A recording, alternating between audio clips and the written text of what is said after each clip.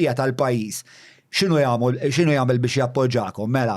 Biex nagħtu idea, pereżempju, it-turiżmu s-sena l-oħra kellna rekord ta' 3 miljuni, dis-sena probabbli ħajkollna rekord ikbar ta' 3.2 miljuni. Malta tifla jibqa' jkollha rekord wara rekord wara rekord tat-turiżmu minn lat tagħkom tal-ena Malta? Jiena diment li l-load, il-ġenerazzjoni li għandna fil-power station aħna. Ikonna biżejjed għad-domanda li jkollna. Jiena dik ma tinkwetanix. Imma intom għamiltu homework ta' isma' aħna biex inkunu nistgħu nifilħu għal din load li qed issemmid, mela jiena jista' jkolli daqstant nies fuq din il-biċċa blata f'nofs il-Mediterran at any given moment. Jekk naċċedi dak il-numru, mela f'dak il-punt jiena ma nistax niggarantilek li inti ħajkollok servizz tajjeb. Dak il-numru, dak il-homework intom għamiltuh?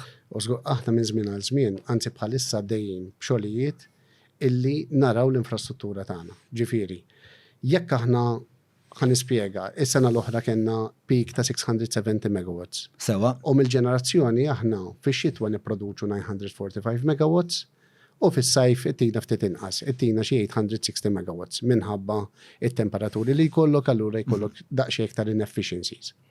Mela allura meta rajna dak il-load li tella 670 megawatts edna isma' għandna l-pjan imbassar għat-tieni interconnector illi ġej fl-aħħar tas-sena ta' 2026 bidu ta' sena 2027. Sewa. Pero jekk Alla ħersqat jinqala xi ħaġa f'dan il-perjodu, b'dan il-load li aħna rajna, titlef wieħed mill-impjanti.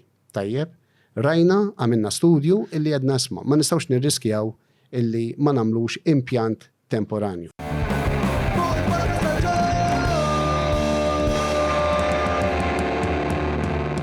Mela tlaqna.